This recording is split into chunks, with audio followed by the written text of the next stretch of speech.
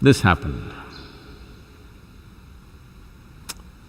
Shankaran Pillai was sleeping in the night.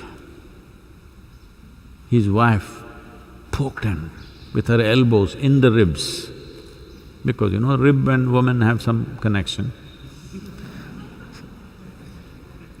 At least it's believed, okay. So she gave it to him in the ribs, in the remaining ribs.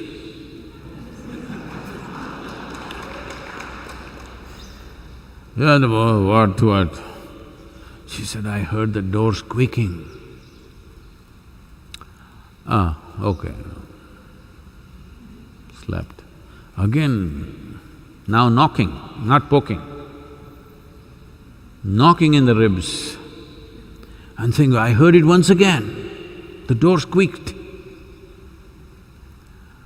What, you want me to go and oil it now?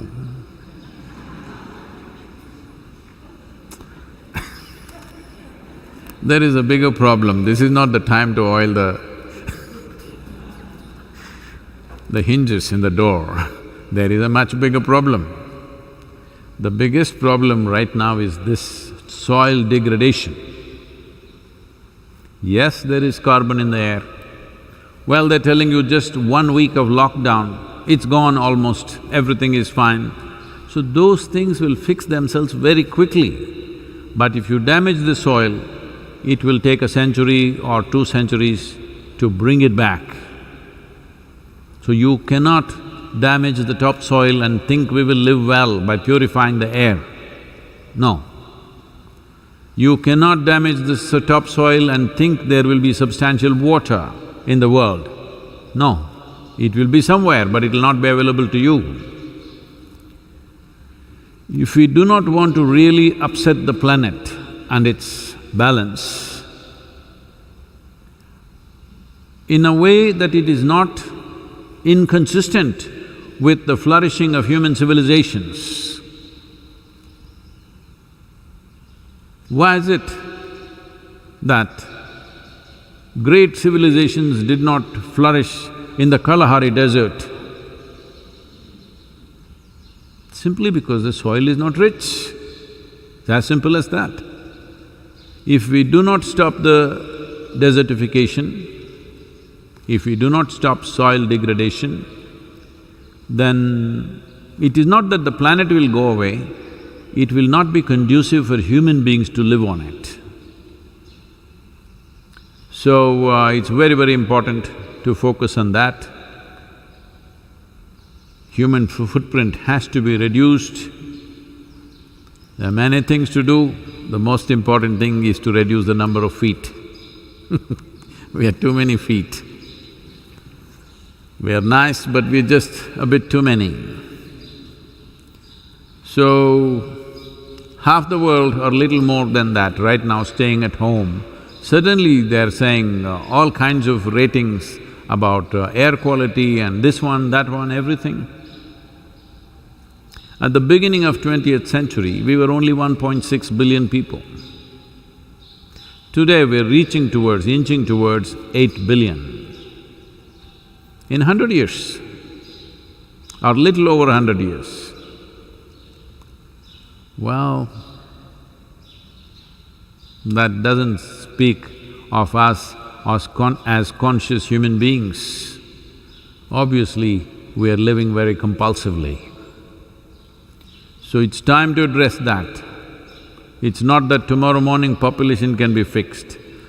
If we address it now, in the next 30 years, you will see necessary decline. People are seeing population as a power. People are seeing population as political power, industrial power, some kind of economic power in the world. That's not the way to see it. That is not the way to see it, otherwise these kind of pandemics and epidemics will come and level us down.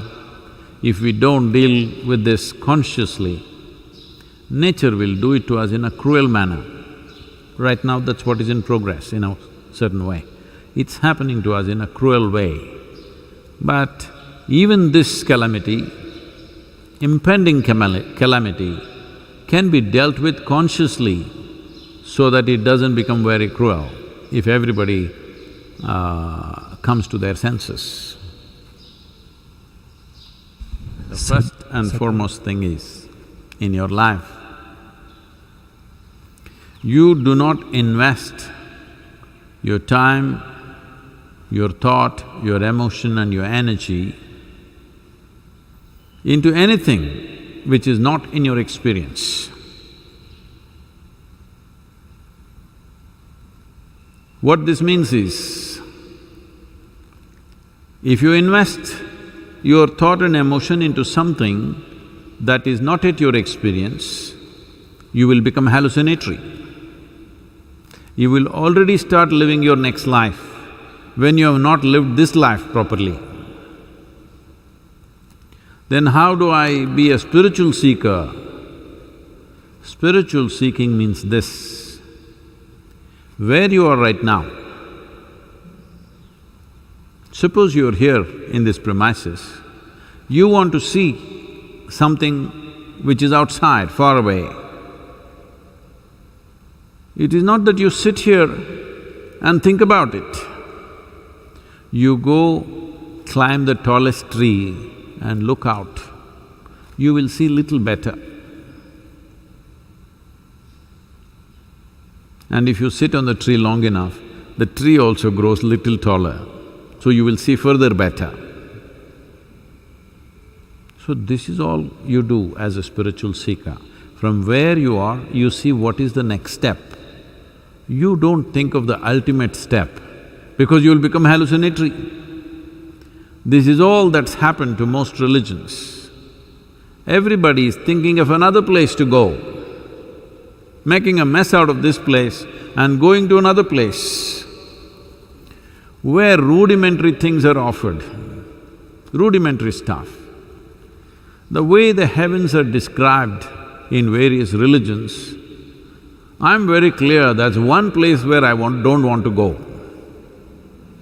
100%. Because it looks like it is made in some crude man's head. No room for women, anyway, except as utility. There is no space for women because these things were all manufactured in perverted men's minds. All the things that they're deprived of here, they're imagining things in big quantity out there. There is really no role for a woman. You're doing better on the planet, don't even think of going to heaven.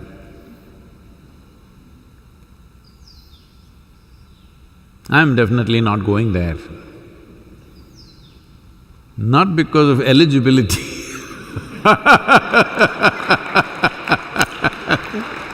maybe that is also a question simply because that is not the kind of lousy place that I would ever want to go. The heavens that people have created. This is… what you're seeing here is Creator's making. What is within me is my making. This always feels like heaven. If you manage the outside reasonably well, the outside also will be heaven. This is an assured heaven. External situations need management, but with little management, that is also heaven. You want to go to another place, please go, but why are you staying here right now? We need social distancing. All the people who want to go to heaven, if they leave, it will naturally happen. Social distancing, it's a need of the hour, you know. On this planet, right now, whatever you're doing, just do it your best. Whatever, it doesn't matter whatever you're doing, how small, how big, it doesn't matter. Do it to the hilt. When you have opportunity to do what you can do, You hesitate, you're holding it back so that you can take your skills to heaven or to next life.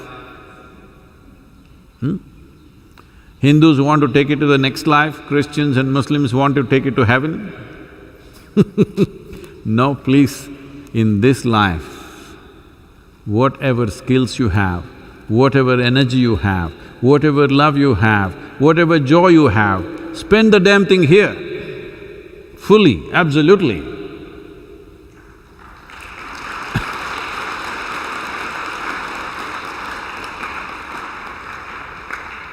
This happened. A young man who lived in London, Mr. Bunbury, decided to see his uncle who lived in the countryside. He had not visited him for a long time. Many years had passed. So he decided to make a visit. Because his aunt had passed away 18 months ago, but because he was busy, he couldn't go immediately. Now, he decided to go. Went and got off in a single-track railway station. Then he looked around, it looked desolate. There was a time-bitten old man who was sitting there.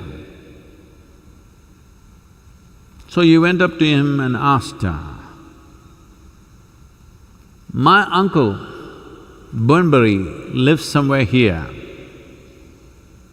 Can you direct me to the Bunbury Farms?" Andrew Bunbury. The old man said, "Oh, Andrew, he died yesterday." "Oh, how can he die?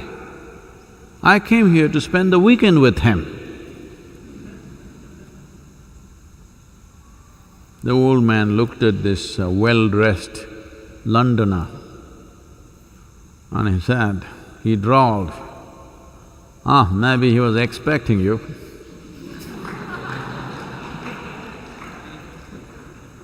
So he died in time. So, especially now, these virus times, you know you're mortal. You always are, but at least now you know for sure.